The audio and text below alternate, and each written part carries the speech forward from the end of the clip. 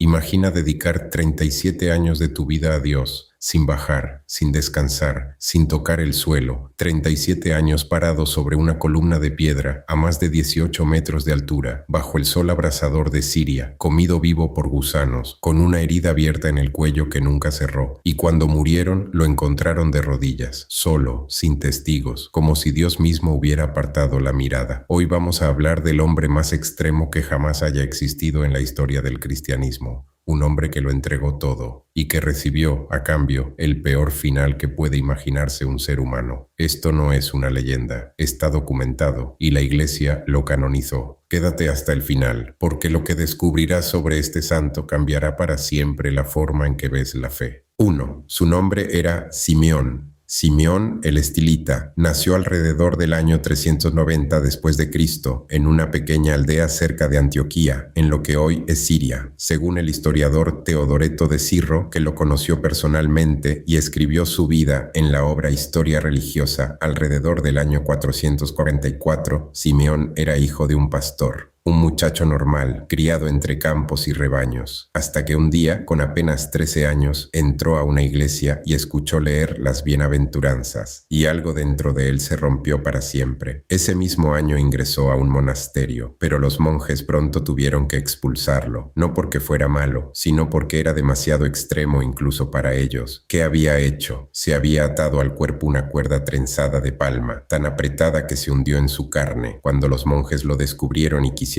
quitársela, tardaron 3 días. La cuerda había crecido dentro de su piel. Eso tenía 13 años, y esto era solo el principio. 2. Después de ser expulsado del monasterio, Simeón se retiró a vivir solo, en lo alto de una colina cerca de la ciudad de Telaniso. Allí comenzó a ayunar, 40 días sin comer ni beber, completamente solo. Las multitudes empezaron a llegar, peregrinos de toda Siria, de Persia, de Roma. Querían tocarlo, arrancarle pedazos de su ropa como reliquias. Simeón no lo soportaba, buscaba a Dios, no a los hombres. Entonces tomó la decisión más extraña que jamás se haya tomado en la historia de la espiritualidad.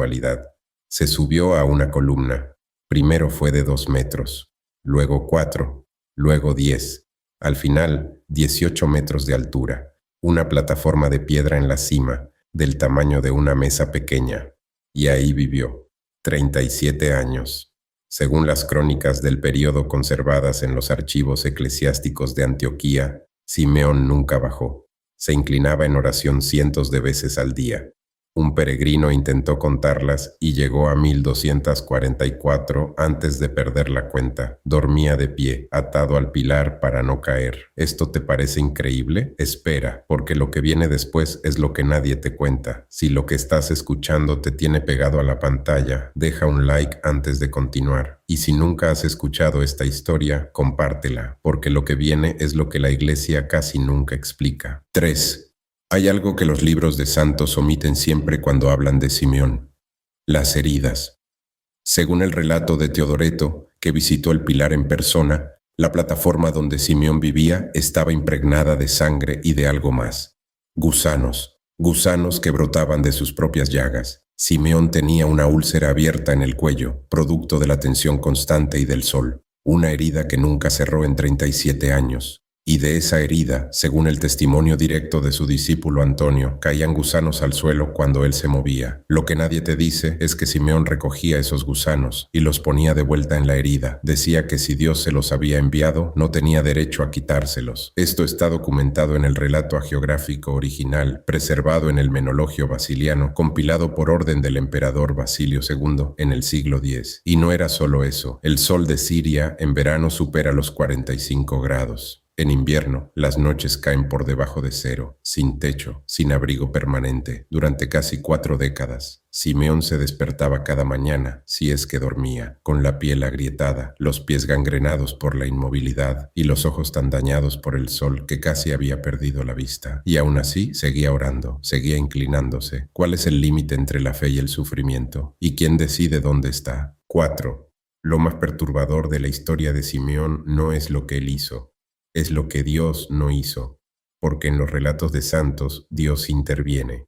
Aparece un ángel, hay una visión, llega una curación milagrosa, la historia tiene un alivio. En la historia de Simeón no hay alivio.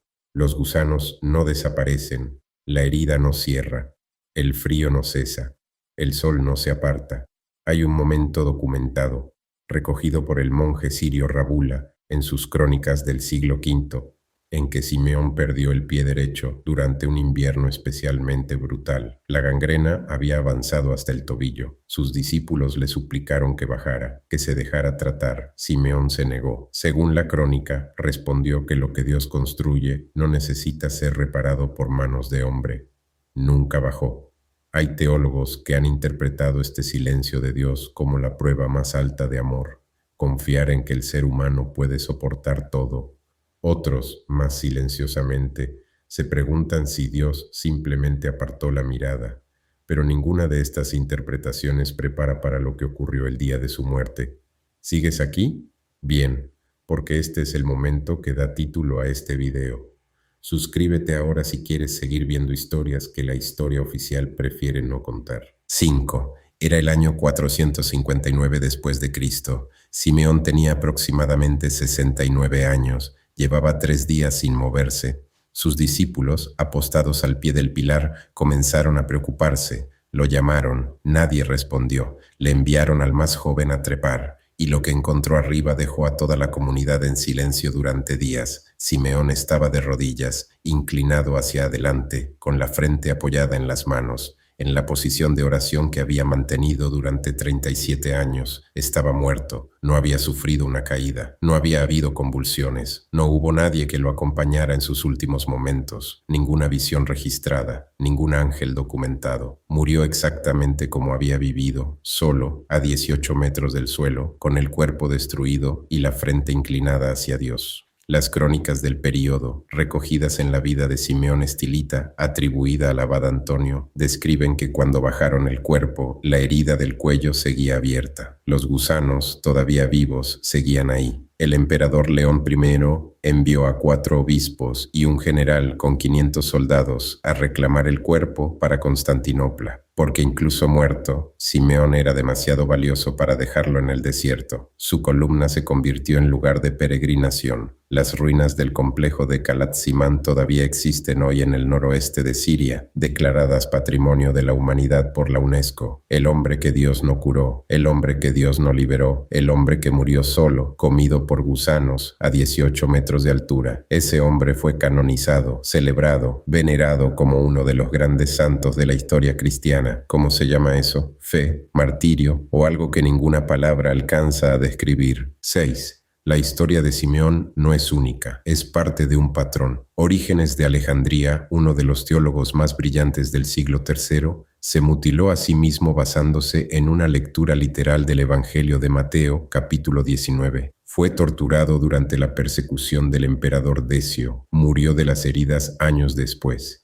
Y el Segundo Concilio de Constantinopla, en el año 553, lo declaró hereje de manera póstuma. Entregó su cuerpo, su mente y su vida a Dios, y su propia iglesia lo condenó cuando ya no podía defenderse. Santa Perpetua, documentada en el Martirio de Perpetua y Felicitas, texto del año 203, era una mujer noble de Cartago, madre de un bebé lactante. Fue arrestada por cristiana. Rechazó renegar de su fe frente a su propio padre, que lloraba arrodillado ante ella suplicándole que lo hiciera. La tiraron a las fieras en el anfiteatro. Una vaca la corneó, la dejaron agonizando, y el relato histórico dice que fue ella quien guió la mano del gladiador hacia su propio cuello para terminar con su vida, porque el joven temblaba demasiado para hacerlo solo. 23 años, madre, muerta en un anfiteatro. El patrón es siempre el mismo, entrega total, sufrimiento extremo, silencio de Dios, muerte sola. Todos estos hombres y mujeres vivieron en épocas distintas, culturas distintas, circunstancias distintas, pero todos compartieron algo, la convicción de que Dios los veía, de que cada gusano, cada herida, cada día en lo alto de una columna, cada rugido de fiera en un anfiteatro, tenía un sentido que ellos no alcanzaban a comprender del todo, pero en el que confiaban completamente. Quizás eso es lo más inquietante de todo, no que Dios los castigara funcionara, sino que ellos nunca lo creyeron así. Para ellos era exactamente lo contrario. ¿Y tú? ¿Cuál es el límite de lo que harías por aquello en lo que crees? Déjalo en los comentarios, porque no hay una respuesta correcta y me gustaría leer la tuya. Si este video te hizo pensar, suscríbete ahora. Aquí hacemos las preguntas que la historia oficial prefiere ignorar. Y el siguiente video va a ser todavía más difícil de escuchar. Hasta la próxima.